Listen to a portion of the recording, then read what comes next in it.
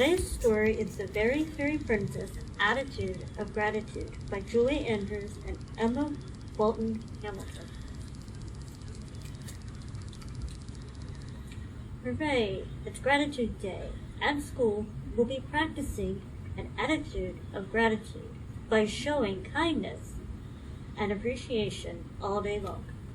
Well, no one has a fuller heart or is more appreciative than a fairy princess. That's me, Jerry, the very fairy princess.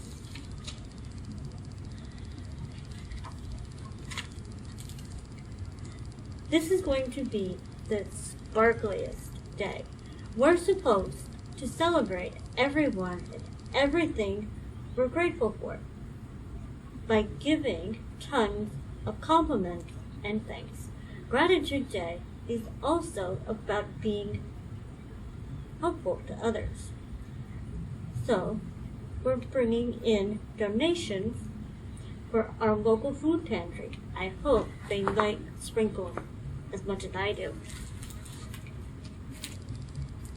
In the afternoon, we'll be having an art show. Our painting will be sold to support the Animal Welfare Center. I have to give myself a compliment because I think my painting is the best I've ever done. Fairy princesses always rise to the occasion for a needy cause.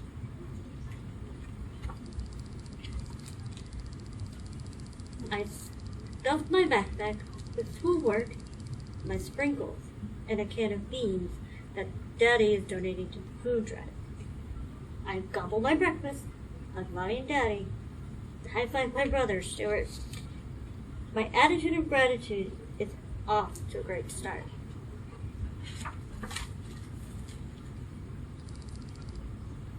When the school bus arrives, I give our driver an extra sparkly smile and look for my best friend, Delilah. She's absent, says Connor, who's sitting in her seat. Delilah is poison ivy. I bet she looks big red tomato. That is not a compliment, I say. The bus lurches forward, and I have to sit next to him. This strains my gratitude attitude. Poor Delilah. She'll miss all the fun. I'll miss her at school. And food pantry will miss her donation. But it's Gratitude Day, so I have to focus on the positive. Fairy princesses hold their heads high, even in the face of disappointment. Our teacher, Mr. Bonario, tells us to put our donations on the table. I open my backpack and reach for my jar of sprinkles. Oh no, the top is come loose and sprinkles are everywhere. An empty jar of sprinkles is like a box without a present. Cody Rose tapped my shoulder. I have some extra bags of gummy bears, she said. Would you like to put them in your jar? I almost burst with gratitude. Thank you, Cody Rose, I say, then add a compliment. You're a kind friend.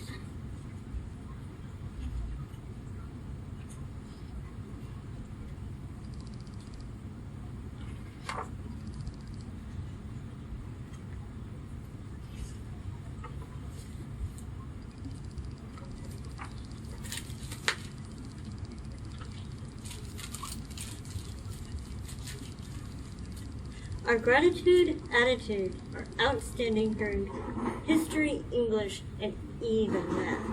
But in science class, a terrible noise fluttered through the classroom. Fire drill, said Mr. Bonario. Everybody line up for the playground. I am the first one to reach the door. If there's anything that robs a fairy princess of her sparkle, it's fire drill.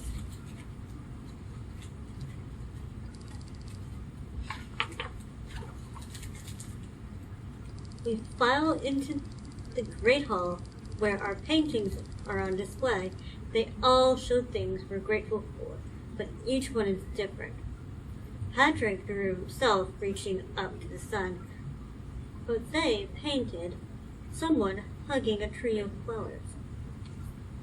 I compliment them both on their excellent artwork. Delilah painted two friends holding hands. I must be her and me. Because of one of them is wearing a crown. I'll have to give her an extra compliment when she comes back to school.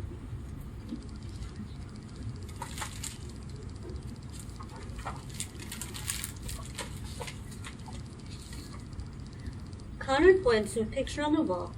Your clown rocks, he says. The painting looks familiar. I squint and tilt my head. It's not a clown, I wail. It's a cornucopia, and it's hanging sideways. This day is a disaster. My best friend is absent. My sprinkles exploded. We had a fire drill, and now my finest painting has been disgraced. My attitude of gratitude flies out the window, and I burst into tears. Even a fairy princess can crumble unexpected under pressure.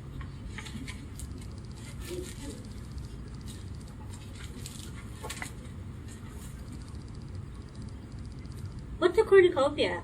Says Connor. Mr. Bonario pulls an arm around my shoulders.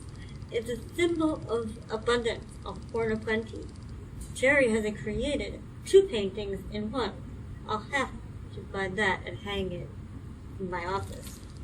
I blink, and my gratitude attitude zooms back like a boomerang. No one appreciates the compliment more than a fairy princess. When we get back to our classroom, there's a surprise waiting. Photographs Mr. Bonario took on the playground are posted on the wall. We suddenly noticed that our poses spell out two words. Thank you. Thank you, Mr. Bonario, we all shout. You're a great teacher, I add. Fairy princesses always go for the extra distance.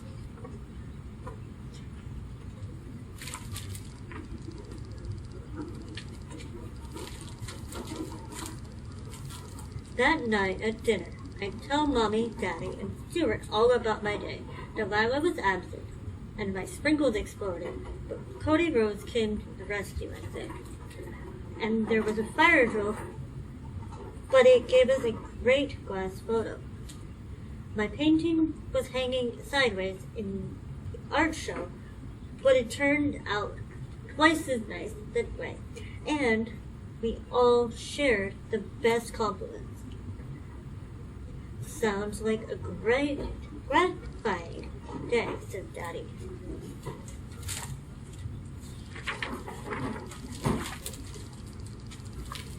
Why don't we share our own compliments? Mommy suggests. Your dinner was delicious, dear. Thank you, said Daddy. Stuart, your trumpet playing has really improved. Stuart grins, then looks at me. You're an okay sister, he says, even if you are a fairy princess. I feel super sparkly, and I know just what to say.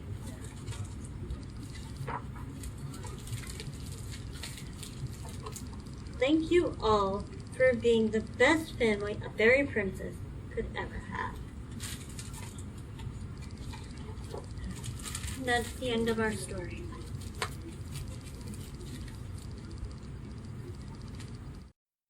Hi boys and girls, it's me, Miss Rose again, and today I have a building that's the guardhouse, and then I have a bomb guy and a sentry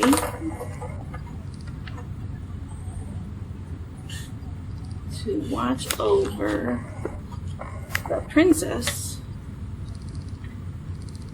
And then we're going to make the princess's house. So, but of course there's the princess's treasure. So we're going to put that up in the guardhouse so the guys can protect it. And now I'm going to make her little house for her to go in. First, she needs a little entryway. And it's very important to try to make it as symmetrical as possible so that it looks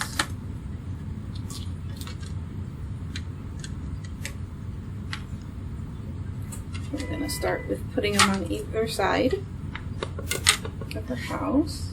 And now I'm going to make a little entranceway into the house.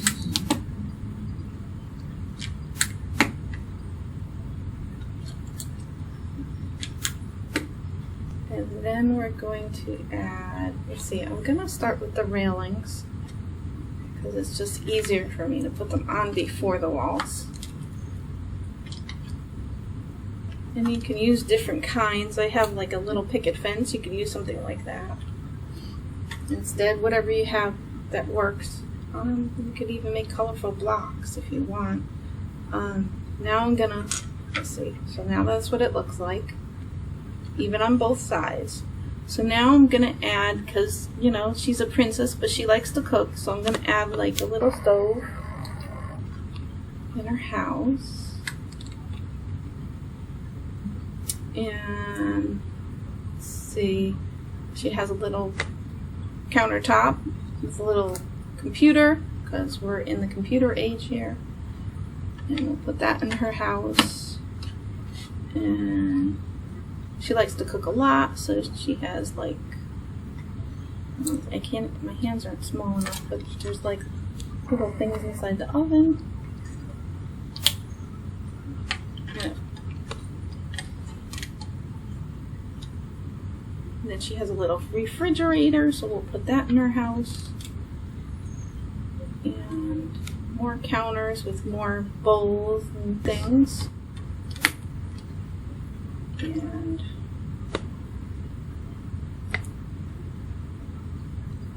to be fancy like other people, they have their outdoor grill. So now I'm going to put up her door to her house. So now there she goes.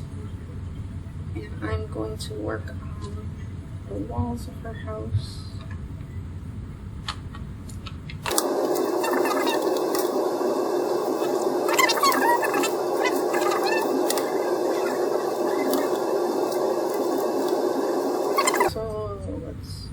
Close in the back of her house. And is this gonna fit? Of course not. There we go. Then we can put the little window in there so she can have some fresh air when she's cooking.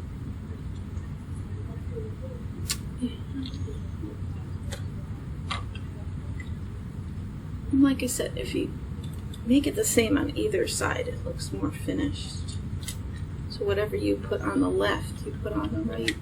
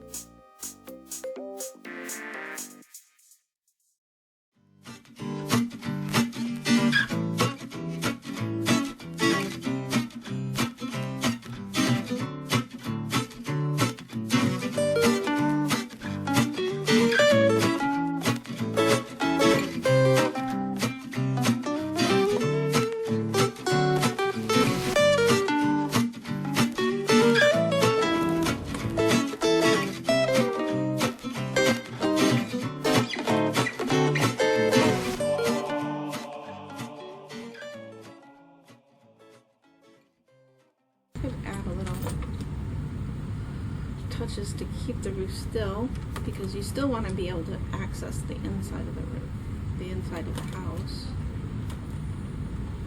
So these will kind of have a dual purpose. They'll be a little decorative, but it will hold it in place. And then you can still remove the roof if you want to put her inside. Let's see. She can go in her little house. And you can see what she has inside the house.